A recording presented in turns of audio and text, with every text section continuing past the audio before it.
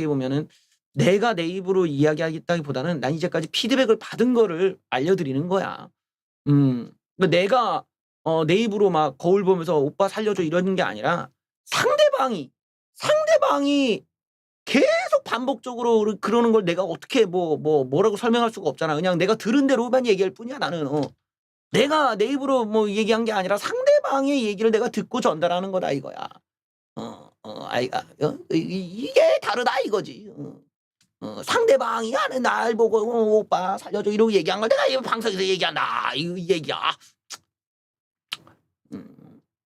그러니까 그런 면에서는 이게 다른 사람과 이게 비교는 조금 곤란하다.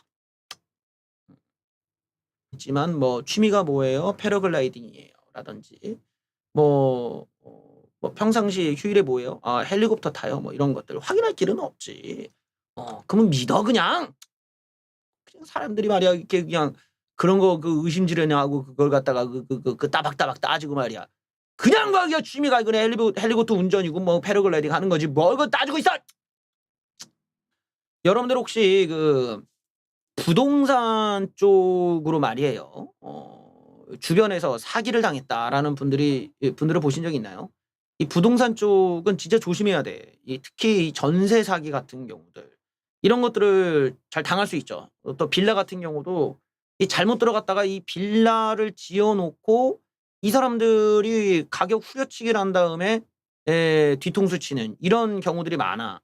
그래서 요 전세 사기, 이 매매 사기 이런 거 조심해야 돼. 특히 이 부동산 쪽이 정말 사기가 진짜 많아. 그래서 몇 번이고 다시 확인하고 여기 공인 저기 공인중개사 이렇게 돌면서 몇 번이고 확인하고 또 확인하고 자기가 직접 떼보고 막 이래야 돼요. 안 그랬다가는 이제 너무 큰 돈이기 때문에 제대로 뒤통수 맞고 날아가는 경향이 있는데 특히 인제 우리나라 같은 경우가 이 법의 어떤 맹점을 이용하는 그런 사기들이 이제 일어납니다.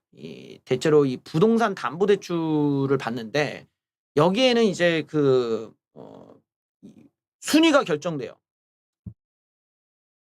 즉 이게 경매로 넘어갔을 때 누가 1 순위로 받고 누가 2 순위로 받냐 여기에 따라서 인제 달라지는 거야. 그거를 내가 후순위인 걸 알고 들어가면은 아무래도 더 저렴하게 집에 들어갈 수 있지만 내가 전입신고 빨리 했다라고 생각했는데 알고 봤더니 뒤통수를 맞는 경우들이 있죠. 최근에 와서는 이런 맹점을 이용한 사기들이 판을 치고 있다고 합니다. 확정 일자료까지 받았는데도 전세금 날리게 생겼습니다. 이 왜냐 하루차 전세 사기가 있어요. 이 하루차 전세 사기를 되게 조심하셔야 돼 이거. 자 서민들은 깜깜이 전세 계약을 맺어야 되는 이런 상황에서 이 전세 사기의 수법이 점점 좀 이제 아주 더 과감해지고 있는데 어떤 지금 이 방식이냐. 자 보면은 A씨가 23억 원에 "너 집 내가 살게. 2억 원이나 더 줄게." 했더니 집주인이 좋지." 했더니 조건을 제시한 거야. 어떤 거? "대신에 2년 동안만 12억 5천만 원에 전세로 살게 해 달라. 그다음엔 내가 차익 주고 내가 이거 매수할게." 그래서 집주인이 "오케이 알았어." 이러고 저렴하게 저렴하게 전세를 받아준 거야. 그러면서 전입신고와 함께 확정 일자까지 받아 놨다. 그럼에도 불구하고 전세 사기의 피해자가 됐다.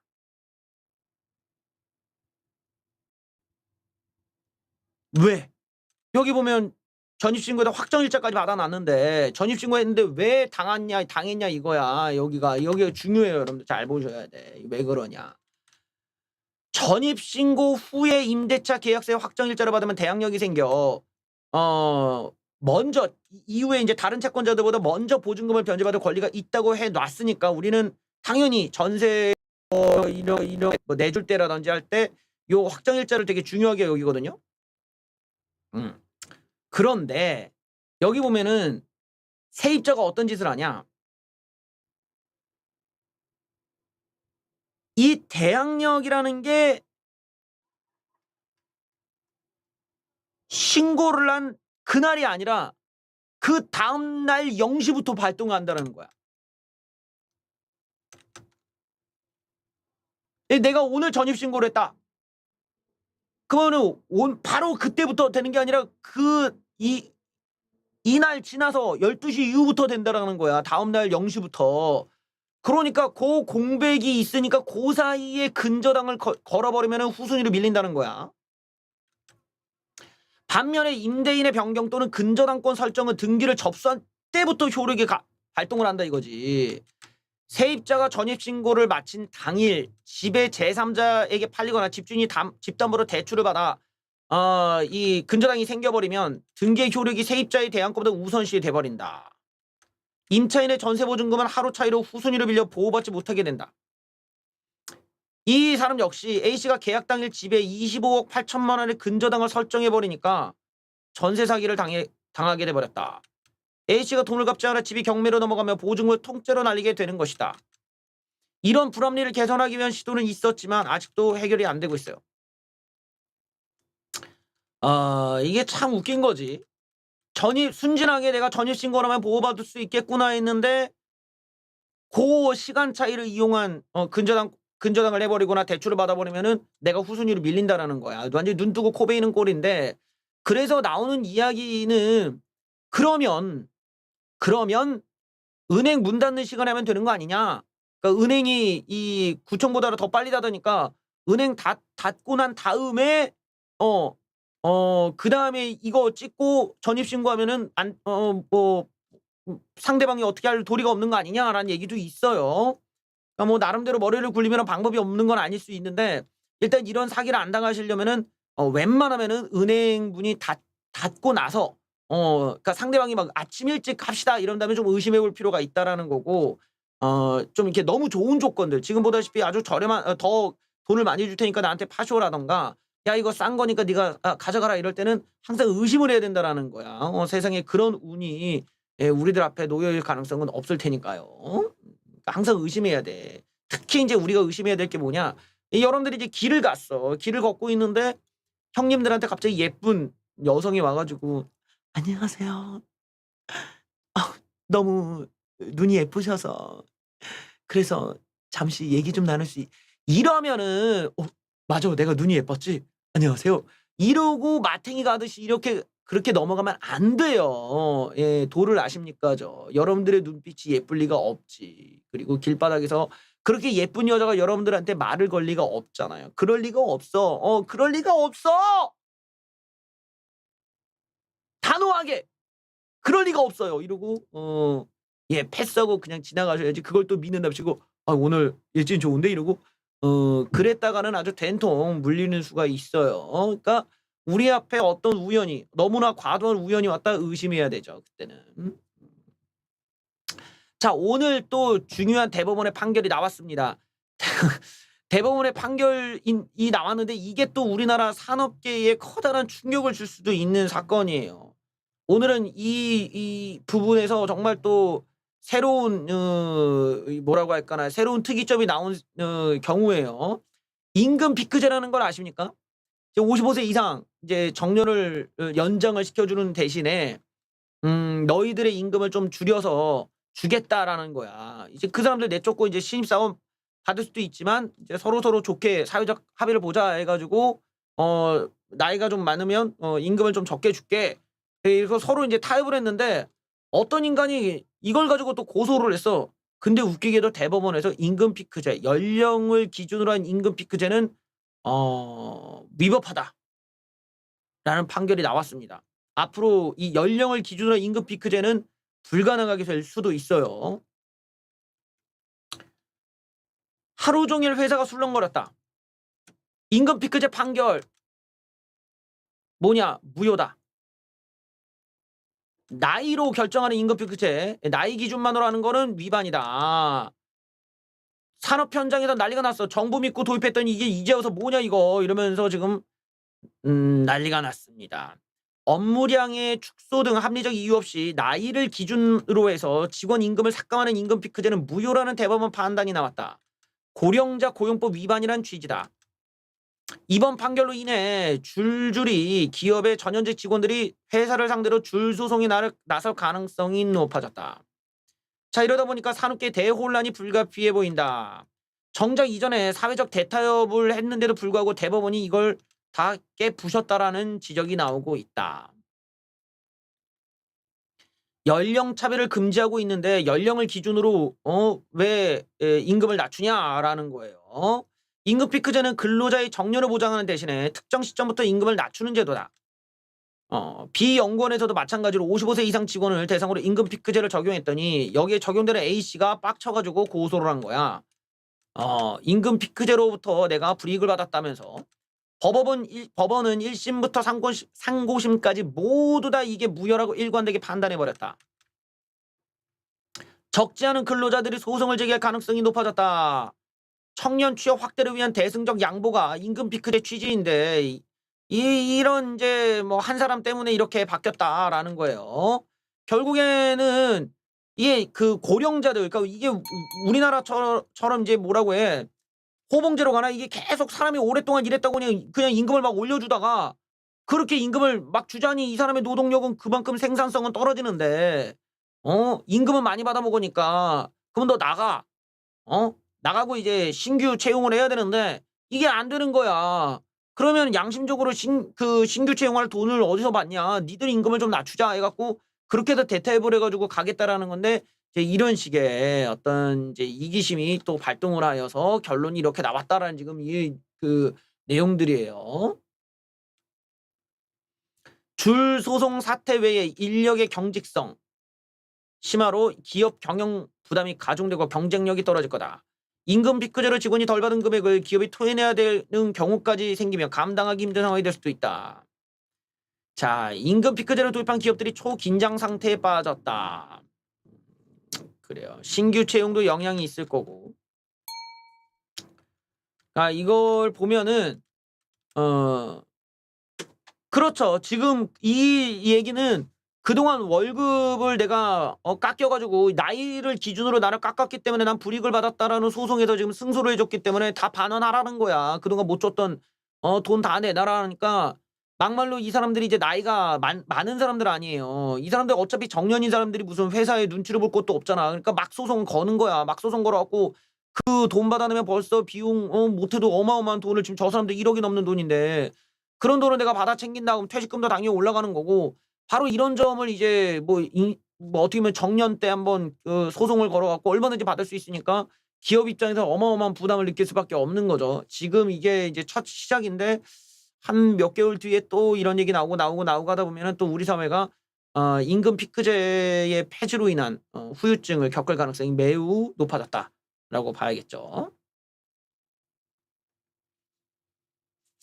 저거는 사실 뭐 대법원보다는 저런 소송을 한 사람이 어떤 좀 그런 뭐라고 하지? 그런 책임감을 좀 물어볼 필요가 있지. 사회적으로 본인이 그래도 나이대가 있고 그러면은 왜 임금 피크제가 남았는지를 충분히 이해할 수 있는 나이대는 된 거 아니에요. 근데 그 자기 임금 더 받겠다고 저렇게 소송을 걸어버리면은 뭐 신규 채용을 하라는 거야 말라라는 거야. 이런 부분들이 결국 이제 세대 갈등의 또 시발점이 되는 거야. 다 자기네들은 좋은 거 다 누리고 지금 젊은 세대들이 고통을 같이 분담하자는 의미에서 임금 피크제를 한 건데 그것조차도 이해를 못 하겠다 이렇게 나와 버리면은 뭐 이게 뭐가 되겠어요. 결국에는 뭐 그러니까 이런 걸 보면은 인제 그동안 이런 걸 참아왔던 사람들은 뭐 바보라도 참은 게 아니라 어떤 이 사회에 같이 살아가야 된다는 생각으로 양보를 한 거지 일종의. 근데 이거를 용납 못 하겠다 이렇게 나와 버리니까 결국에는 뭐 이제 이것도 세대의 갈등의 요소가 되겠지. 그러기도 하고 어쨌든 인제 물론 고령자들에 대한 인력 감축도 감축인데 무엇보다도 그 전 단계가 우리가 좀 심각한 거야. 그 전 단계가 뭐냐면 이제까지 임금 피크제를 그렇게 그냥 감당했던 노동자들, 그 고령자들이 모두 다 웬만하면 다 소송을 제기할 거고 손해배상을 다 받아낼 거 아니에요. 그게 더 이득일 테니까. 그리고 변호사들도 그렇게 유도하겠지. 왜냐면 이게 얼마든지 남는 장사가 될 텐데 누가 안 하겠어. 그러면 기업들이 그 돈을 어떻게 감당을 해? 그 감당하는 과정에서는 뭐 고용이고 뭐가 없는 거지. 바로 요 부분이 이제 산업계가 엄청난 부담을 느낄 수밖에 없다라는 거고 이 문제는 이제 윤석열 정부의 또 숙제가 되겠죠. 예, 또 다른 숙제가 또 발생을 했네요. 오늘 우리나라의 금리가 올라갔습니다. 2분기 연속 금리 인상이라는 건 굉장히 드물었는데 예, 5% 물가 초읽기에 매파 분석이 나왔습니다. 한국은행 연내 4번을 올려서 2.75까지 갈 수도 있다. 그래요. 2달 연속 금리 인상. 기준금리 1.75까지 올라가 있습니다. 최소 2~3번 더 인상할 것이고 금리는 2.25에서 2.50까지. 취임 36일 만에 금융통화위원회 의장으로 나타난 이창용 한국은행 총재가 따질 것도 없이 매파적인 신호를 보내버렸다. 예. 소비자 물가 상승률 전망치를 가장 높은 4.5로 제시해 시장을 놀라게 하더니 연내 기준금리를 최소 2번에서 3번 올릴 수 있다는 취재 발언까지 내놓았다. 그만큼 인플레이션이 심각하다는 의미이다. 7월과 8월에도 연속으로 금리 인상이 이루어질 수 있다는 전망이 나오는데 그래요. 빅스텝뿐만이 아니라 7월, 8월 연속 인상까지 특정한 방식을 배제하지 않고 모든 가능성을 열어놓고 자료를 판단하겠다. 이게 당연히 우리나라도 지금 물가가 미친 듯이 오르고 있기 때문이겠죠. FOMC에서도 뭐 당연히 뭐 올린다고 했으니까 우리나라 볼 것 없고 예. 하지만 물가만 보더라도 다음번 회의인 7월 기준금리 인상은 어렵지 않게 짐작할 수가 있다. 벌써 소비자 물가 상승률이 5%가 넘는다고 예측한 데다 올해 물가 정점도 중반기 이후에 있을 가능성을 배제할 수 없다. 이게 오히려 6월 이후 뭐 8월, 9월 이쯤이 이제 물가의 피크가 될 것이다라고 보면 거의 5%, 5.5 막 이렇게 올라갈 수도 있다는 거예요. 물가 자체가. 예. 자, 한은이 이토록 물가 상승을 경계하는 거는 인플레이션에 선제적으로 대응을 하자면 단어에 손 쓸 수 없는 그런 무지막지한 정말 블랙홀 같은 상황이 벌어질 수 있기 때문이다. 과거에도 이런 상황이 있었다라는 거죠. 예. 그래서 정책 대응을 잘못해서 인플레이션 기대 심리가 확산해버리면 실질 금리가 하락하고 금융 불안정이 커져 망해버릴 수가 있다. 빨리 잡아야 한다라는 거예요. 그래요.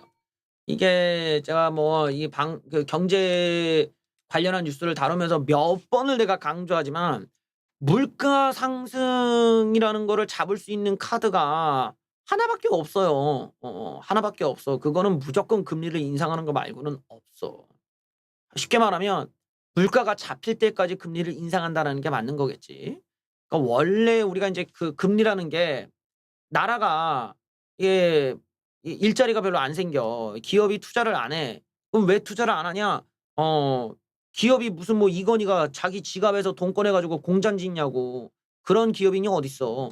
모든 기업은 다 대출을 받는단 말이죠. 예. 대출을 받아서 공장을 지어. 자기 돈으로 그냥 생돈으로 하는 게 아니라 대출을 받는 거야. 대출을 받아서 공장을 지어. 응?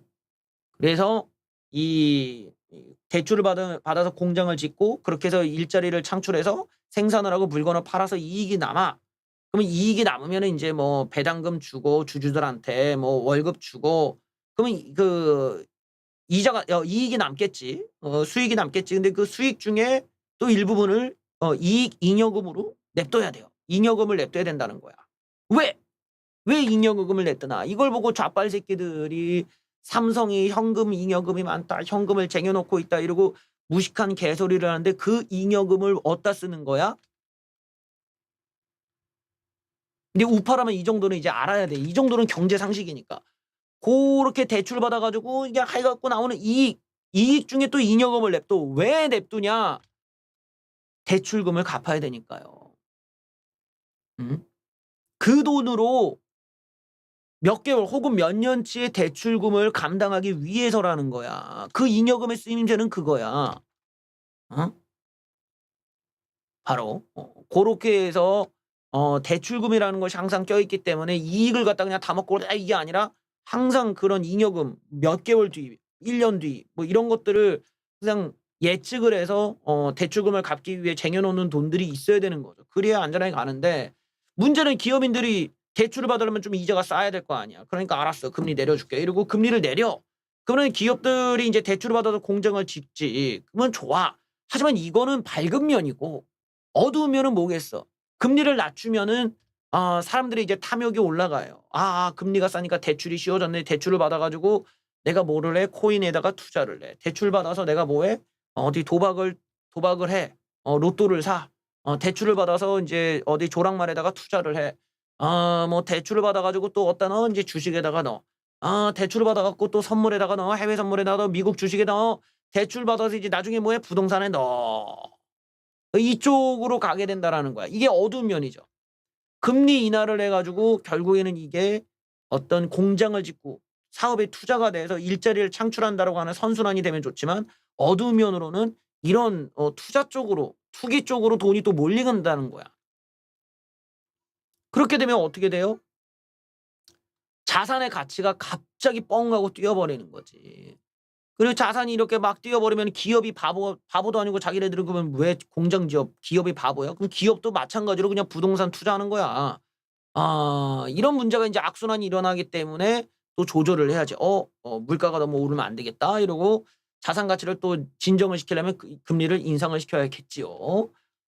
그런데 이 만약에 우리가 어떤 일자리가 늘어났으니까 금리를 올릴게라면 정상적인데 그게 아니라 물가가 너무 올라서 금리를 올린다라면 이미 금리 정책이 실패했다는 걸 인정한 거야.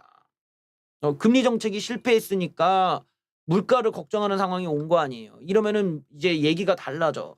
경제가 좋아졌으니까 금리를 올릴게 이러면은 주식이 쫙쫙 같이 올라갈 수 있지만 지금 내용은 이미 금리 인상이 늦었다라는 것이고 금리 인상 타이밍을 놓친 것이고 이걸 뒤쫓아가려면은 금리를 더 많이 올려야 된다라고 하는 걱정들, 불확실성이 이제 커져버린 거죠. 이런 상황에서 지금 미국이 이걸 놓쳤다는 점에서 걱정이 심해지는 것이고 우리나라도 지금 마찬가지야. 우리나라도 이거 못 잡겠는데 이러면은 그 금리를 미친 듯이 올려야 되는데 지금 한국은행에서는 말이 좋아진 매파지 저 정도 수준이면 못 잡아요 지금. 저렇게 해서는 안 되고 지금 더 올려야 돼. 더. 미친 듯이 올려야 돼요. 인플레이션을 무려 60차례나 언급했던 연준 미국입니다. 몇 번 더 0.5 빅스텝을 하겠다. 우리나라는 고작 0.25% 올려놓고 저렇게 생색인데 미국은 0.5%씩 올립니다. 이러면 이제 달러의 어떤 유출이 더 심해질 수 있어요.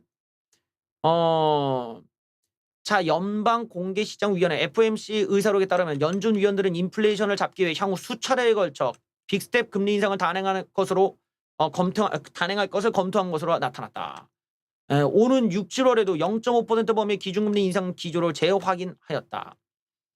자, 긴축 수준으로 감아야 된다. 이 통화 정책도 이제 더 이상 채권 받아주면 안 된다. 이제 양적 긴축을 이제 드디어 시작하는 거예요. 의사록에는 인플레이션이라는 단어가 무려 60번 넘게 언급되었다. 그만큼 심각하다는 거죠. 빅스텝 행보를 간다. 아직까지는 0.75, 즉 자이언트 스텝은 검토하고 있지 않지만 두 차례에 걸쳐 0.5 금리 인상을 6월, 7월에 동시다발적으로 하겠다. 벌써 2개월 만에 1%가 더 올라가는 거야, 미국은. 예. 지금 보다시피 저렇게 이제 금리를 빨리빨리 올려야 된다는 건 지금 미국에서도 지금 이 정도 금리 인상으로 안 잡힌다라는 걸 알고 있는 거예요. 내가 말했듯이 이게 마지막 카드야, 이게. 마지막 카드인데 이걸 못 잡으면 안 되잖아요. 그러니까 미국이 급하게 계속 올릴 수 있다라는 거야. 근데 우리나라는 사실상 그렇게 올리자니 가계부채가 너무 심해. 그리고 사실상 이런 가계부채만 신경 쓸 게 아니라 사실 그 이면에는 우리가 잘 얘기하지 않는 그 기업들의 부채도 좀 그만큼 심각한 거야. 그러면 이게 가계부채 같은 경우는 이 사람들이 뭐 망한다 어쩐다 하더라도 우리 사회에 그렇게 큰 뭐 영향을 주거나 그러지는 않아. 당시 동시다발적으로 다 이렇게 망하는 게 아니니까 사람들이 그냥 어떻게든 뭐 길바닥에서라도 먹고는 사는데 기업들이 부채가 심해가지고 망한다 이럴 때는 조금 심각해지거든. 이게 그러다 보니까 사실상 한국은행에서도 금리를 빨리 올리고 싶겠지. 왜냐하면 당장 미국 금리가 더 우리나라보다 더 높고 미국의 금리가 당장 더 벌어지게 되면 뭐하러 우리나라에 돈을 넣나 그 돈 가지고 달러 바꿔가지고 미국 은행에 넣으면 더 이자를 많이 받는데 그러니까 지금 이렇게 되면 이제 외화 유출이 더 심해질 수 있는 거 아니에요 당장에. 근데도 한국은행은 좀 정신승리하듯이 얘기하는 이유는 뭐냐, 이걸 우리나라 금리를 또 올리자니 가계부채 다음에 중소기업 같이 망하는 거 아니야? 이런다라는 거야. 이게 단세포적이면 우리가 뭐 이게 금리가 오르니까 뭐 연끌을 해서 부동산을 산 사람들이 타격받겠지 하는데 그 전에 이미 중소기업 망해요. 그러니까 이게 다 엮여 있으니까 못 올리는 거야. 우리나라에서는 지금 그냥 유출이 안 되기를 바라야지라고 하는데 뭐 언제 이런 게 터질지는 모르지만 일단은 지금 우리나라보다 미국이 더 급하다는 거야. 미국이 저렇게 올려버리면은 사실 우리나라 돈을 갖고 있을 이유가 없죠. 그냥 달러를 갖고 미국 은행에만 넣어도 돈이 이자가 더 많이 나올 테니까요. 바로 이런 점에서 지금 미국은 더 빨리 더 많은 금리를 올린다라는 점에서 우리나라와 금리 차이가 더 벌어지고 미국의 금리 차이가 더 높게 되는 이런 금리 역전 현상들이 더 심화되면서 좀 우리나라 같은 경우는 좀 구석에 몰릴 수가 있습니다. 물론 외화 유출이 좀 안 될 수 있다면 좋지. 안 될 수 있다면 좋은데 그런 어떤 막연한 희망을 갖고만 살기보다는 경제라는 건 항상 대비를 해 놔야겠죠. 그러니까 조금 요 부분에서는 지금 한국은행도 약간 표정 관리가 어려운 거예요. 말로는 매파적인 것도 아니고 이게 비일기적인 것도 아닌데 금리는 정말 조금씩 올리고 있지만 지금 미국은 벌써 2개월 만에 1%가 오를 판이란 말이야. 근데 우리나라는 지금 올려봤자 0.75% 그것도 3개월 동안 다 올려봤자 0.75니까 미국을 좀 못 따라가는 거 아니에요. 이런 부분에서는 지금 우리나라가 굉장히 불리한 상황이다. 이 9월 달 정도 되면은 이제 뭐 어느 정도 가셔야 되겠지만 결국 이런 그 금리 인상이라는 것을 통해서 금리 인하를 통해서는 자산 가격이 오른다는 어두운 점이 있다면 금리 인상에 대해서는 결국 대가를 치러야 되는 거죠. 원래 이게 경제가 좋아졌기 때문에 올려야 되는데 그게 아닌 물가를 잡기 위해서 금리를 올린다면은 대가를 치러야 돼요. 그 대가가 뭐겠어? 일단 코인 박살나고 어디 뭐 이상한 그런 투기판 박살나고 그다음에 인제 주식이 박살나고 그다음에 인제 중소기업들 박살나고 그다음에 인제 부동산 시장으로 불이 옮겨 붙겠죠. 우리가 인제 어느 단계냐 보면은 아직 주식이 흘러내리지 않은 거 보면은 주식 쪽부터 이제 떨어지는 거 보면 이제 알 수가 있을 겁니다.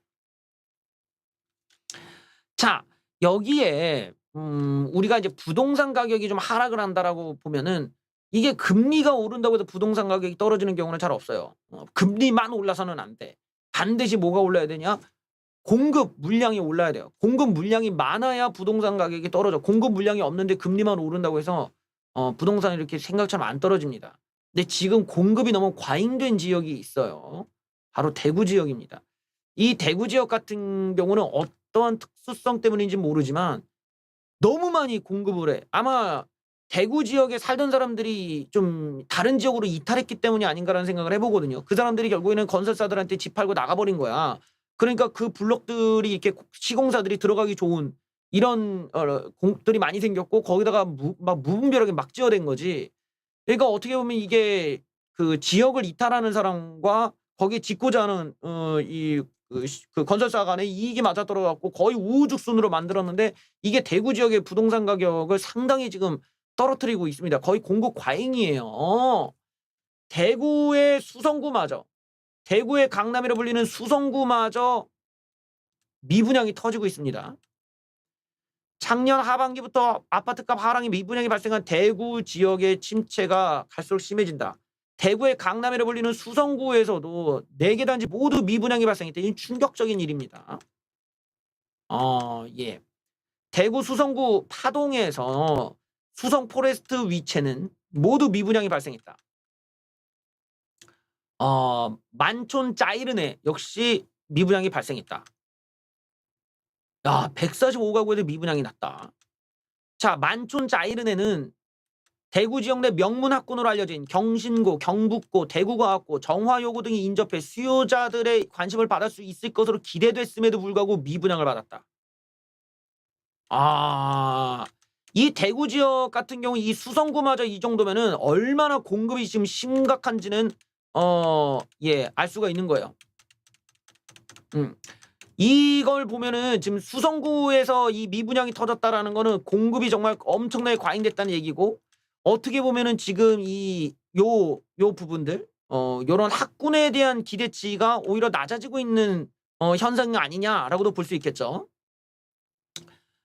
근데 나는 개인적으로 그런 생각은 해. 내가 서울에서도 미분양을 받거든요. 서울에서도 지금은 되게 유명한 아파트 단지가 있어요. 근데 그 아파트 단지도 미분양이 터졌었어. 그래갖고 막 귀신의 집처럼 서울에 인제 그 유명한 도로를 이렇게 지나가는데 거긴 다 새까매. 막 미분양이 터져 가지고. 서울도 한때 그런 적이 있어. 근데 이게 인제 좀 유동성이 풀리니까 미친 듯이 가격이 막 진짜 3배 오르고 4배 오르고 막 미쳐버려. 예.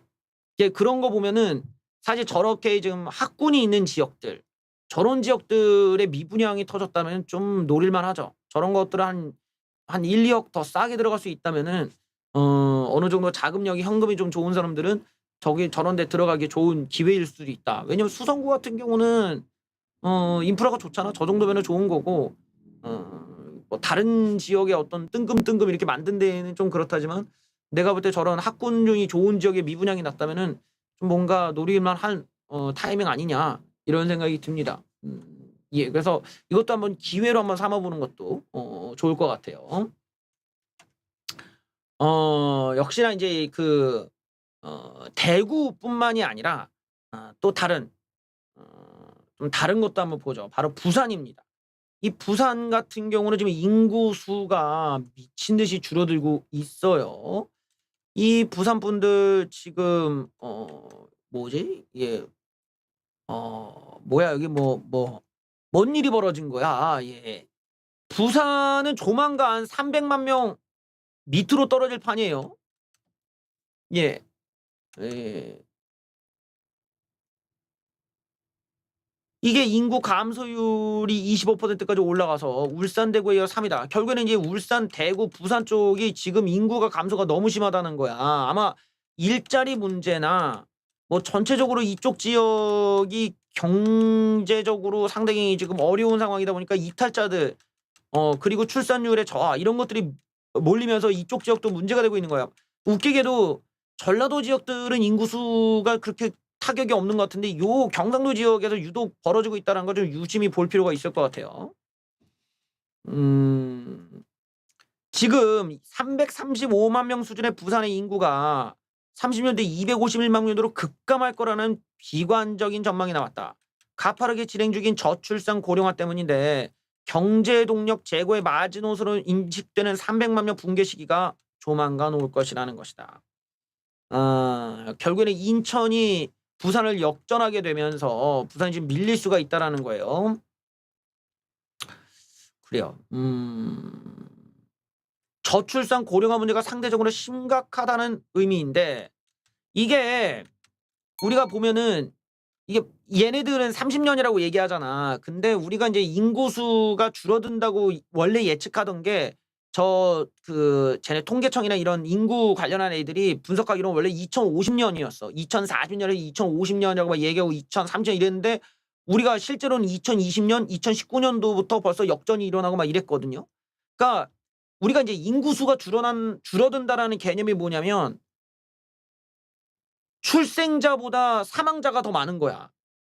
이러면은 인제 인구수가 이게 뭐 보통 인구수가 준다고 하지. 어 근데 이게 생각보다 빨리 온 거야. 말로 쟤네들의 통계를 원래 보수적으로 하니까 느긋하게 잡은 게 지금 30 년이라고 하지만 실제로는 지금 뭐 5 년? 어 뭐 5 년, 6 년? 이러면은 야 300만 명 초반 뭐 야 299만 이렇게 줄어들 수도 있는 거지. 그러니까 저걸 그냥 느긋하게 보면 안 돼. 왜냐하면 항상 통계라는 건 보수적으로 잡은 수치이기 때문에 저보다 더 안쪽으로 당겨올 수 있다라는 거 우리가 감안하고 봐야 돼요. 특히나 우리가 저기에서 지금 출생률과 사망자 수로만 보았지 저기 있는 주민들이 이탈하는 것까지 생각을 해 보면은 더 빨라져 나중에는. 이게 무슨 말이냐. 이게 인제 그 지역이 슬럼화가 된다라는 게 어떤 과정을 거치냐. 일자리가 없어. 사람들이 이탈을 해. 이탈을 하니까 병원도 망해. 뭐 출산 산부인과가 망하는 거야. 산부인과가 없어. 산부인과가 없으니까 애를 못 낳아. 그러니까 또 이탈을 해. 이런 악순환이 금방금방 막 돌아버려. 넓게 보면 30 년인데 갑자기 따지고 보면 인구수가 이탈하는 것까지 합치면 이건 뭐 금방 오는 거야. 그래서 이 지역이 저런 인제 그 상황을 보면 제일 먼저 봐야 되는 게 산부인과야. 산부인과가 망이냐 안 망이냐를 보면은 산부인과가 없어. 망한 지역들을 보면 산부인과 다 망했어. 그런 지역들은 완전히 막 사람이 없어요. 다 노인들밖에 없는 거야. 그러니까 이런 게 되게 무서운 거라고. 이런 게 금방 일어나요. 음. 여기 보면은 지금 전국 최고의 감소율. 이 부산이 지금 그걸 보여주고 있는 거야. 이렇게 갑자기 줄어든다?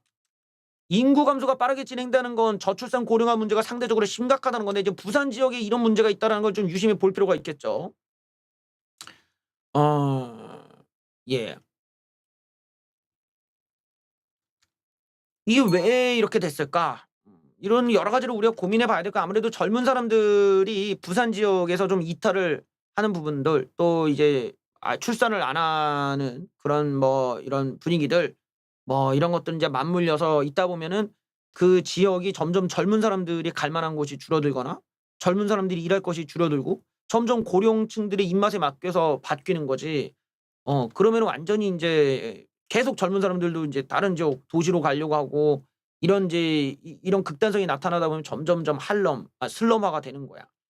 이런 현상들이 지금 부산, 울산, 대구에서 지금 심화되고 있다라는 거죠. 그냥 말씀하신 대로 이 대구 지역도 마찬가지고 이런 젊은 사람들이 점점점 이탈하고 있다는 것까지 감안해 보면은 좀 심각한 문제가 생각보다는 더 많이 나올 수 있지. 특히나 이제 어떤 상황에 따라서 사망자 숫자가 갑작스럽게 늘어난다든지 막 이렇게 되면은 인구수가 폭 이렇게 줄어드는 거야. 그런 면에서는 지금 이 경상도 지역이 굉장히 걱정이 많이 되네요. 일본은 요즘엔 출산율이 늘어난대. 일본은 그래도 다시 반등해 갖고 올라가고 있다고는 하는데 우리나라는 계속 줄어들고 있죠. 그러니까 원래는 일본도 걱정할 만한데 사실 인제 일본은 인구수가 1억이 넘으니까 얘네들은 줄어도 그렇게 뭐 막 이렇게 뭐라고 하죠? 뭐 그렇게까지 그런 건 아니었어. 얘네는 내수로도 먹고 살 정도의 인제 그런 인구수는 됐으니까 뭐 어떻게든 뭐 이렇게 굴러는 가는데 우리나라 같은 경우는 그게 아니라 만약에 인제 저렇게 인구수가 좀 완전히 박살이 났다 이러면은 어느 임계점을 지나면은 인제 사람들이 그쪽 지역에 젊은 사람들이 안 가 일자리가 있어도. 왜냐면 너무 후질근하니까. 막 후질근하니까 막 그래 갖고 안 가 버린단 말이야. 이게 우리나라 같은 경우에 이제 그 젊은 사람들이 다 이렇게 막 올라와 버리고 막 이런 현상이 심화되면 안 되겠죠. 좀 그렇지. 좀 그런 부분들은 좀 고쳐야 되는데 우리나라는 지금 이 출산을 안 하고 사망자가 쪼끔 아직은 이렇게 많지가 않으니까 그나마 덜하다고는 하지만 실제로 이제 사망자들이 점점 늘어나는 단계가 되면 인구수가 급감할 수 있는 그런 위험성이 좀 많은 겁니다. 그래요. 이 뉴스는 또 좋은 뉴스일 수 있을 텐데 마냥 좋아할 수만은 없는 뉴스이기도 합니다. 김건희 여사의 7 시간이 어쩌고 저쩌고 했었던 방송이죠. 예. 서울의 소리라는 유튜브 채널이 이 수익 창출 중단당했습니다. 괴롭힘이라는 정책을 위반했기 때문이죠. 음 그래요. 인터넷 매체 서울의 소리가 구글의 수익 창출이 중단당했다고 밝혔습니다. 예. 자, 유튜브 채널 커뮤니티에 구글 측은 유튜브 정책 중에 채널의 콘텐츠가 괴롭힘, 사이버 폭력에 대한 정책을 위반해 수익 창출이 중지된 것으로 확인된다라는 내용이 올라갔다고 합니다. 바로 이 김건희 여사 7 시간으로 인한 보복 아니냐라고 하는데 꼭 그런 것만은 아니고요. 예. 그래서 뭐 유튜브 채널 가로세로 연구소 또한 노란 딱지가 붙어 수익 창출이 되지 않도록 토로한 바 있다. 그래요. 예. 또 여기 보면 이런 거 있죠. "집 보러 왔다." 거짓말한 해당 기자는 대선을 앞둔 올 1월 윤석열 대통령 부인 김건희 여사와 사적 통화 녹음을 공개 민사 소송을 당하기도 하고요. 뭐 이런 등등등. 예. 이런 거 다 이제 내가 말했듯이 다 처벌을 받는데 근데 이게 지금 서울의 소리만이 아니야. 오늘 또 비슷한 내용의 공지를 가로세로 연구소 김세희 대표님께서 올리셨습니다. 음 가로세로 연구소의 본격적인 위기가 시작되고 있다고 할 수 있겠네요. 가로세로 연구소 김세희 대표님의 메시지입니다. 가로세로 연구소가 위기입니다. 가로세로 연구소 대표 김세희입니다. 가로세로 연구소 수익이 정지되었습니다. 지난주 목요일 유튜브는 가세연의 일주일 방송 중지 처분을 내렸고 이유는 조국 딸 조민의 의사활동 취재 때문이었습니다. 유튜브는 이 취재 활동을 괴롭힘으로 규정하고 제재 조치를 내렸습니다. 그러면서 수익 창출을 못하도록 조치를 내렸습니다. 3개월 뒤 8월 17일 이후에 다시 수익 창출 신청을 하러 통보했습니다. 가세연에는 큰 위기입니다. 24명의 직원들이 있는 가세연이 수익 없이 어떻게 운영될지 막막합니다. 가세연을 지켜낼 것입니다. 끝까지 가세연을 지키겠습니다. 라면서 수익이 거의 나오지 않아도 직원들 월급을 단 하루도 미룬 적이 없고 부모님께 돈 빌리고 외삼촌 외숙모에게 돈 빌려가면서 자리를 지켜준 고마운 직원들에게 월급을 반드시 전달했습니다. 예. 이 내용인데 지금 보다시피 뭐 좌우 구별이 없이 그냥 다 중지를 때리고 뭐 이렇게 됐어요. 사실 이게 이런 대형 채널들의 경우는 수익을 떠나서라도 이제 채널이 순식간에 날아가 버릴 수가 있어요. 내가 몇 번 경고를 했듯이 우리가 이제 법적 처벌이라는 거는 굉장히 느려. 뭐 시간을 엄청 끌 수도 있고 뭐 별별 핑계 대면서 끌 수도 있지만 그 결과가 구속이면은 뭐 인생 망하는 거지. 결국에는 이러나 저러나 자기가 인제 뭐 재판에 걸려 있거나 소송을 당하면 알잖아. '아 내 인생 망했다.' 그러면은 이 어차피 인생 망한 애들 입장에서는 잔머리를 어떤 식으로 굴리냐, '일단 시간 끌 때까지 끌겠다.' 이런 쪽으로 가게 돼 있어. 뭐 좌빨놈들이나 이건 뭐 다 마찬가지야. 변호사도 그렇게 상담을 할 테지만. 근데 그 끝이 인제 뭐 구속을 당하거나 뭐 이러면 그냥 끝나 버리지 뭐 박살나고 그냥 뭐 뒤가 없어. 근데 유튜브는 더 무서워요. 왜냐면 유튜브는 시간 끌기라는 게 없어. 그냥 얘네들은 그냥 날려. 그냥 날려버려. 그러니까 보다시피 채널이 뭐 아예 방송도 못하게 만든다든지 갑자기 뭐 수익을 중지시켜 버린다든지 또 그 사이에 뭐가 있을지 모르지 또 신고 의뢰가 누적돼 가지고 그 사이에 또 채널이 아예 틀어지지도 않을 수도 있고 또 망해버릴 수도 있는 거야. 이 내가 몇 번 말했듯이 이게 그 법적인 소송을 당하는 것보다 유튜브 제재가 더 무섭다고. 한순간에 그냥 뭐 유튜브의 영웅에서 한순간에 그냥 뭐 존재감도 없는 사람으로 바뀌어 버릴 수가 있거든. 이 극단성을 사실 우파 바닥에서는 잘 그동안 못 느끼고 있었던 거지. 잘 못 느끼지만 실제로 겪어 보면 알아요. 야 이거 진짜 무서운 동네구나 이 바닥이. 그러니까 평상시에 조심해야 돼. 근데 내가 인제 유튜브 오래전부터 인제 유튜브를 제가 해 왔지 않습니까. 박근혜 정부 때부터 내가 노래 올리면서 보면은 얘네들이 규정이 점점 세져. 원래는 이렇게 안 셌지. 근데 점점 얘네들의 어떤 유튜브의 어떤 룰들이 압박감이 장난 아닌 거야. 그러니까 방송에서 그냥 쌍욕 한 번 하면 노란 딱지야. 얄짤없어요. 노란 딱지고 뭐 은호소급이요 바로 노란 딱지야. 근데 제가 이렇게 수위를 좀 낮춰 보니까 노란 딱지에서 초록 딱지로 바꿔 줘. 그런 건 있어. 근데 약간 좀 세다 이러면은 그냥 노란 딱지야 보나마나. 그리고 예전에 이제 저작권 개념이 또 셌다 보니까 저작권 침해 뭐 날리기도 했는데 요즘은 쪼끔 그건 덜해요. 왜냐면 다 뭐 악의적인 목적은 아니다 해서 유튜브가 인제 다 계약을 다 맺었나 봐요, 저작권 협회랑. 그래 가지고 저작권은 좀 덜한데 이제 사회적으로 논란이 되거나 유튜브가 추구하는 어떤 이런 그 이념, 신념 이런 게 안 맞으면은 그냥 날리겠다 이거야. 그냥 날리겠다. 그리고 이런 부분들에서 유튜브가 제시하고 있는 기준을 안 맞추면은 좌빨이고 뭐 우파고 간에 그냥 싹 다 날립니다.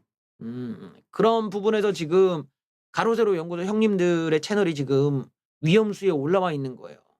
왜냐? 내가 인제 얘기했듯이 정권이 교체되면은 우파 채널들에 대한 효용 가치가 굉장히 낮아져요. 솔직히 지금 근데 이게 왜 그러냐? 정권이 교체되고 이제 우리가 여당이 되고 이제 사람들이 유튜브를 통해서 뭔가 자기의 원초적인 그런 감정의 배설이라든가 이런 걸 해소를 더 이상 할 필요가 없어. 그냥 선거에 이기면 그걸로 즐겁고 그걸로 끝이야. 거기서 행복감을 느끼고 '야 재밌다. 끝.' 이것만큼 즐거운 게 어딨어. 이 땅 정치라는 게 우리가 이기려고 보는 거지 뭐 우리가 뭐 배설하려고 보는 게 아니잖아. 그냥 이기면 끝이야. 이기면 그걸로 좌빨들이 약 올라가고 뒷목 잡고 쓰러지고 뭐 그냥 뭐 된통 당하는 거야. 그딴 게 없어. 그건 뭐 유튜버가 뭐 길바닥에 쌍욕을 하든 뭐를 하든 그런 천박한 재미로 우리가 추구할 것도 없어. 이기면 끝이야. 그냥 이기는 거야. 이기기 위해서 지지하는 거고 이기기 위해서 뭐 후원금 내는 건데 사실 유튜버한테 줘봤자 그게 뭐 승리랑 무슨 관련이 있겠어. 그러니까 돈들이 빠져나가는 거야. 어디로? 국민의힘한테 주는 거야 그냥. 국민의힘 잘한다 아니면은 뭐 그다음부터는 뭐 자기 손주들한테 용돈 주고 뭐 이제 놀러 다니고 이런 거지. 하다못해 우리가 인제 그 과거에 가졌던 증오심이 아니라 이제는 좌빨들이 오히려 더 약 올라오고 우리들은 이제 편하잖아. 이런 심리가 바뀌다 보면은 돈벌이가 안 돼. 근데 이런 거에 민감한 채널들이 어디겠어. 당연히 비용이 많이 들어가는 채널일수록 그런 부담감이 큰 거야. 당장에 이 비용 이 수입이 쪼금이라도 줄어들면 당장에 10%만 줄어들더라도 어마어마한 타격일 수 있거든. 그래서 애초에 비용을 최소한으로 하면서 운영이 되든지 그럴 게 아니면은 만약에 비용이 이렇게 많이 들어가는 채널들이라면 다른 캐시카우가 필요한 거지. 다른 데서 돈을 벌 수 있는. 뭐 어딜 뭐 주식을 투자해서 돈을 많이 벌든 아니면 뭐 다른 회사를 엄청난 회사에 투자를 해 가지고 뭐 배당금을 받든 아니면 건물을 사 가지고 월세를 받든 어떤 현금을 유동성이 있는 그런 캐시카우가 있는 채널이면 모르겠는데 대다수 그런 데가 어딨어. 이만하게 그런 채널들이 어딨어. 다 그냥 유튜브로 먹고 사는 건데 이게 수입이 일정하지가 않아요. 그러면은 뭐야? 적자가 생기고 적자가 나면서 나중에는 파산하고 그러면 막 타격이 어마어마해. 근데 거기에 유튜브 일 주일 정지, 뭐 2개월 정지 이러면 당연히 적자가 심해지는 거 아니야. 그런데 저거 나중에 안 풀어주면 어떡해. 그러면 완전히 뭐 망해 버린다고. 왜? 그 사이에 또 무슨 신고를 당할지 모르잖아. 그러니까 이게 되게 그 유튜브의 시스템을 함부로 그렇게 생각하면 안 돼. 내가 구독자 좀 늘었어. 내가 구독자 뭐 몇십만이고 내가 구독자 몇백만이라고 한다고 해서 유튜브한테 특별 대우 받습니까? 안 돼요. 그런다고 유튜버 봐주질 않아. 뭐 1,000만이든 2,000만이든 그냥 날려버려 얘네들은. 되게 무서운 애들이야. 응? 근데 지금 가로세로 형님들께서 지금 김세희 대표님이 얘기하듯이 지금 자금적인 압박을 안 받을 수가 없지. 물론 슈퍼챗이 아니더라도 뭐 계좌 입금 받으면 된다고는 하지만 이 뭐라고 하죠? 이 슈퍼챗에 익숙한 사람들 그리고 슈퍼챗이라는 수입 자체를 무시할 수는 없는 거 아니야. 거기서 그 수익이라는 게 뭐 맨날 무슨 전 세계 1 위다 어쩐다 하는데 그것들이 슈퍼챗이 아니라 다른 방식으로 입금될 거라고 어떻게 기대를 해. 그러니까 당연히 수입이 줄어든다라는 면에서는 굉장한 타격인 거겠지. 김세희 대표님 오죽하면 저런 얘기를 하겠어요. 물론 뭐 그냥 앓는 소리다. 뭐 이미지 메이킹이나 이런 그렇게 안 좋게 보실 분들도 있지만 분명한 건 수익 창출 중지라는 거는 굉장히 무서운 거예요. 왜냐면 뭐 슈퍼챗이고 광고비 구간에 다 잘려 버리는 건데. 그러니까 이게 타격이 어마어마하게 큰 거죠. 그리고 당장이 이제 그 8월 달이라고 하니까 벌써 뭐 5월 달 6, 7, 8 이니까 3개월 동안은 계속 수익도 없이 그냥 해야 되는데 이게 과연 열정이나 그 방송에 참여하는 열정이나 그 방송의 어떤 퀄리티 또는 그 뭐 어떤 욕구 뭐 이런 것들을 진짜 유지할 수 있겠냐. 이런 데에서 이제 달라지는 거죠. 왜냐면 당장 수입이 하나도 없는데 내가 내 돈 들여서 콘텐츠를 만드는데 투자를 해야 돼. 뭐 어디 가서 찍든 가면 거기 벌써 이동하는데 버스비 나와. 뭐 이동료 나와. 기름값 나와. 저기 밥값 써야 돼. 뭐 써야 돼. 이러다 보면 벌써 비용이 엄청난데 나는 수익이 전혀 보장이 안 돼. 이러다 보면 콘텐츠에 투자할 돈이 없어져요. 그러니까 확 퀄리티가 떨어질 거 아니야. 그러니까 이런 부분들에서 이제 점점점 눈에 보이는 거 시청자도 보면은 이러면서 이제 알게 되는 거지. 애초에 작은 채널들은 그런 걱정이 덜하지만 이제 큰 채널들의 경우에는 아주 지금 타격이 이제 커지게 이 눈으로 인제 그 퀄리티의 차이를 인제 알 수 있는 상황이 오겠죠. 그래서 내가 얘기했듯이 이런 그 유튜버들이 결국에는 자기의 이제 수익성을 유지하다 보면 너무 인제 자극적인 내용들을 한다든지 사람들한테 뭔가 후원금을 더 많이 받기 위해서 좀 과도한 방송 컨셉을 갔을 때 이때 이제 위험하다는 거예요. 요게 이제 불법과 합법 사이의 경계 안에서 유튜브는 그거를 용납을 하지 않아. 그냥 다 날려버린단 말이지. 제가 이제 이런 예측의 정확성이 높을 수밖에 없는 거는 내가 어떤 악의적인 목적이나 뭐 증오심이나 어떤 그런 우리 뭐 가로세로 연구소 형님들이나 뭐 이런 그 다양한 우파 채널들이 망하라고 이런 얘기를 하는 게 아니잖아. 이게 되게 애정을 갖고 같이 잘 가야 돼. 그 조심히 가고 나중에는 이제 뭐 어떤 하나의 커다란 이쪽 안에서도 뭐 우파 유튜버 어떤 뭐 위원회 같은 걸 만들어서 우리의 어떤 세계관을 만들어 가는 게 중요한데 지금은 다 따로따로 놀지만 어쨌든 안정된 어느 세계에 안정된 어느 지점에 올 수가 있다라는 거야. 근데 그게 경험치라든가 아직 우리가 인제 이런 유튜버의 어떤 강한 제재라든가 사회적인 비난, 불법과 합법 경계 안에 있는 방송의 문제들 이런 거를 걸러낼 정도의 이런 그 유튜브 시청자들의 이런 뭐라고 할까요? 이런 변별력이랄까? 이런 게 충분히 훈련되지 않은 상황에서는 언제든지 이런 사례가 벌어지는 거예요. 시청자들은 계속 자극을 원하는데 그거를 채워주다 보면 채널이 날아가. 그러면 학습 효과가 생겨야 되는데 그걸 못 갖고 있는 거지. 왜? 사람의 욕구라는 게 더 많은 자극을 원하니까. 그래서 결론적으로 이렇게 그 악순환이 계속 벌어지는 거예요. 근데 내가 보면은 내가 이렇게 오지랖을 부려 가지고 비껴 나가 본 적이 없어. 내가 가로세로 형님들이 '이거 올해를 넘길 수 있을까?' 이거 참 걱정된다. 이런 것도 그냥 말이 아니야. 이게 이렇게 경고가 계속 누적이 됐다라는 건 그 경고받은 콘텐츠가 한 달 전에 받은 걸로 지금 때려 버리면은 그 한 달 사이에 또 다른 콘텐츠로 신고받은 것도 또 한 달 뒤에 맞을 수도 있다는 거 아니야. 이런 것 때문에 계속 악순환이에요. 여러분들도 뭐 다른 이런 그 문제적인 채널들을 갖다가 신고 몇 번만 해도 그냥 날라가. 요즘은 우파 채널들 어디 쓰잘데기 없는 길바닥에서 깽판 치는 것들 막 비추다가 수익 중지되고 비공개되고 이런 사례 많거든. 그게 벌써 유튜브의 규제가 점점 세지고 있다라는 거야. 유튜브의 규제는 점점점 세지기 때문에 우파가 이제까지 그냥 평범하게 즐겼던 이런 콘텐츠들이 다 유튜브 안에서는 징계 대상이 되는 거지. 그러니까 굉장히 그 절제를 해야 되고 조심할 필요가 있어요. 나는 가로세로 형님들께서 지금 저 악순환을 막으려면은 일단은 영상들 적지 않은 영상들을 비공개하든지 삭제를 해야 돼요. 딱 봤을 때 그 문제가 될 수 있는 영상들 있잖아. 이거를 그냥 싹 다 삭제해야 돼 그냥. 죄다 삭제를 하고 웬만하면은 인제 뭐 이 방송 수위를 굉장히 낮춰 가지고 하셔야 되고, 그리고 이게 멘탈 관리를 되게 잘해야 됩니다. 저도 수익 중지를 당한 적이 있잖아요. 예전에 그 재사용된 콘텐츠. 그러니까 내 방송을 내가 풀 버전을 놓고 그 풀 버전의 편집 버전을 이렇게 올려 놨는데 이 두 개가 중복된다 이거야. 그러니까 유튜브에서는 이거를 인제 하나의 그 기만행위로 본 거지. 왜 똑같은 거를 또 올렸냐 이거야. 이런 걸로 나한테 수익 중지를 때려 버렸어. 한 달인가 두 달인가 때려 버렸잖아. 그때 내가 어떻게 했냐? 난 싹 다 영상들 그 관련해서 재사용된 콘텐츠라고 하는 영상을 싹 다 지워 버렸어. 싹 다 지우고 그런 편집 안 하고 그냥 했더니 금방 또 얘네들이 보고서는 그때는 풀어 주더라고. 그때는 아마 초창기 때니까 그런 것 같은데, 그런 걸 보면 빨리빨리 기민하게 반응해야 돼. 이걸 보고 내가 센 척하고 "난 괜찮아." 이러고 가다가는 그냥 날아간다고. 이 유튜브는 그런 게 없어요. AI니까. AI가 한번 찍어 버렸다 그러면 계속 블랙리스트에 남기 때문에 그걸 바꿔 줘야 돼 계속. 그래서 다른 활동들을 극적으로 보여주려면은 지금은 이게 무슨 사람한테 어필하고 무슨 뭐 저기 있는 직원한테 어필한다는 개념으로 보시면 안 돼. 이건 AI가 설정하는 건 되게 뭐 인간미가 없는 처리를 하는 거거든. 그래서 나는 문제될 수 있는 영상들은 그냥 다 삭제하셔라. 삭제를 하시고 일단은 당분간은 대기 타셔야 돼. 그리고 이 김세희 대표님께서 수익이 너무 줄어들었다고 이게 아예 뭐 방송을 안 해 버리거나 이러기보다는 계속 인제 하시되 뭔가 그런 멘탈 내가 밑바닥에서 다시 시작한다라는 생각으로 멘탈 관리를 한번 해 보실 필요는 있죠.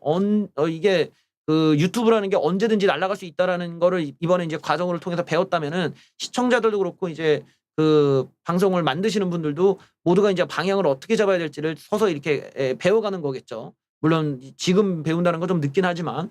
그래서 내가 인제 그런 과거에 애정어린 비판들을 많이 한 거예요. "이거 위험하다, 위험하다." 근데 '나 이런 추세면 이게 진짜 이 올해를 넘길 수 있을까?' 이런 생각을 합니다. AI가 그 반복 학습 시스템이에요. 우리가 지금 보는 AI는 그냥 AI가 아니야. 과거의 그런 AI가 아니라 얘가 반복적으로 데이터를 누적시켜 갖고 그거를 계속 배워가는 거야. 계속 배워가니까 예를 들어 내 방송이 있으면 AI가 내 방송에서 나의 음성을 갖다가 계속 반복적으로 인식을 해 가지고 얘가 욕설을 할 때는 이런 음성이 나오고 이런 욕설을 주로 많이 쓰고 이런 은어속어로 이런 비교를 많이 하고 이런 단어를 많이 쓰고 이런 것들을 얘가 파악을 하는 거야. 얘가 파악해서 그걸 가지고 이제 조합을 했다가 예를 들어 이제 신고가 들어올 거 아니에요. 얘가 어떤 괴롭힌다. 괴롭혀? 막 이런 걸로 인식을 하면 AI에서 이제 빨간불 켜는 거야. 그러면 그다음에 인제 사람이 보든지 할 수가 있잖아. 그러니까 이런 거 하나하나가 우리가 그냥 간단한 세상에 사는 게 아니에요. 왜냐면 지금 유튜브에 올라오는 영상이 한두 개도 아닌데 그걸 어떻게 인간이 다 봐. 그런 사고방식 자체가 이미 올드한 거라고. 이 표정 분석에서부터 음성 뭐 이 거부감 이런 것까지 다 AI가 다 분석해서 나와 딱. 그러니까 이게 우리가 흔히 말하는 이런 괴롭히는 영상들, 우리가 좌파들 마냥 막 길바닥에 깽판 치면서 뭐 하는 것들 다 그냥 AI 다 걸러낸단 말이야. 얼마나 무서운데. 그러니까요 그냥 채널 수가 많든 뭐 수익이 많든 뭐 얄짤없이 그냥 날리는 거예요.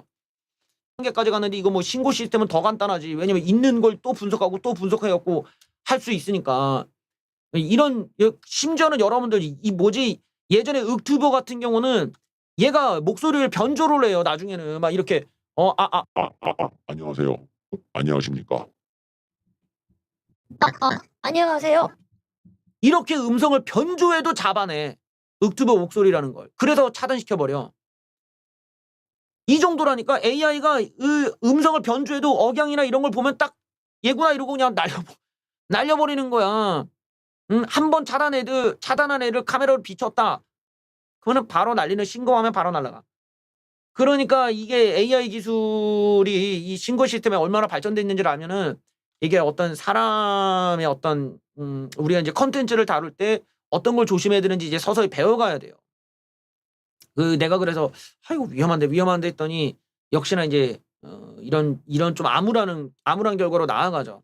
유튜브를 뭐 고소해봤자 뭔 소용이 있겠어요. 뭐 유튜브가 이런 이런 식으로 채널을 날린 게 한두 번도 아니고 뭐 구독자가 몇백만 뭐 천만이 넘는 애들 날린 것도 한두 번도 아니야. 이쪽 바닥에선 너무나 흔한 일이야. 우리는 지금 뭐 고작 90만 100만 가지고 우와 많다 이러지만 저쪽 예능 방송 같은 경우만 보더라 먹방 방송은 600만이에요. 600만. 게임하는 애들도 뭐 그 접속 실시간 방송하면 진짜 막 뭐 10만 20만 막 이렇게 봐. 애들 막 초등학생 같게 다 모여가지고 그런 걸 비교할 때 우리는 굉장히 자그마한 세상이야 여기는.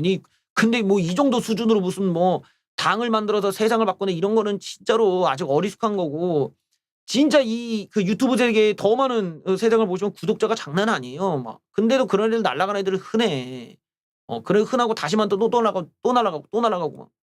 그러니까 뭐 유튜브를 고소해서 될 거면 됐지. 근데 안 돼요. 뭐 유튜브 고소도 안 먹혀주고 지들 룰대로 날렸는데 뭐 할 말이 없잖아. 또 다른 거는 새로운 플랫폼을 만들면 어떠냐 이런 얘기를 해. 플랫폼은 서버비가 엄청 나와요. 이게 감당이 안 돼. 이 시청자 수가 이 사람들은 돈도 안 내는 사람들인데 트래픽은 엄청 잡아먹잖아. 그거를 감당하려면은 이게 서버비가 엄청 나와서 돈이 안 남아. 결국에는 그게 막말로 지금 잘 나간다고 하는 뭐 철군이 뭐 유명한 그런 VJ들이 못하러 그 플랫폼 안 만듭니까? 그거 남는 장사 아니에요. 그거 나중에 적자야 그거. 그게 힘들어. 그 쉽게 되는 게 아니라 결국 그러다가 막말로 이게 뭐 민사가 됐든 형사 고소를 갔다가 그 서버 업체까지 먹었다 그러면 다 끝나 그냥 그건 간단하게. 그러니까 이게 위험해서 그렇게 안 돌아가고 이게 생각처럼 이게 안 되죠. 그래서 유튜브에서 이렇게 정착하신 분들은 애초에 유튜브 눈치 잘 보면서 그렇게 이렇게 수위 조절을 잘하고 갔어야 되는 거죠. 하여튼 뭐 걱정이 많이 돼. 지금 뭐 서울의 소리가 문제가 아니라 좀 우리 우파 쪽에 어떻게 보면 좀 대표적인 채널이라고 할 수 있는 곳이 이렇게 상업적으로 잠깐 위태위태하다라는 점은 좀 걱정이 많이 되고 또 이번에는 조국 소식 좀 볼까요? 조국이 자기가 사직서를 냈다 했는데 서울대에서는 안 받아줬다 했더니만 조국은 야 서울대 니들이 직위해제라 사직서 낼 수 없다고 했잖아. 왜 날 거짓말로 보냐고 뭐 이렇게 반박을 했다고 합니다. 조국이 서울대 사직의사를 밝혔다는 주장에 대해 서울대가 조국은 사의를 표명하지 않았으면 알려드린다는 입장에 대해서 조국이 공개 반박을 했다. 이게 뭐냐? 서울대 인사 최고 책임자에게 사직 의사를 분명히 표명했더니 너는 직위해제 상태라 사직이 어렵다는 통지를 받았다. 예, 뭐 그렇답니다. 예, 뭐 그래요. 예, 뭐 그랬다고 해. 그렇죠. 이게 이제 우리가 이런 데서 보는 숫자나 이런 거는 이렇게 정확한 숫자도 아니고 이렇게 믿을 만한 건 아니야. 근데 너무 여기 이제 과몰입돼 갖고 이 작은 세계에서 너무 큰 걸 얘기하다 보면은 이제 오류가 생기는데 그래요.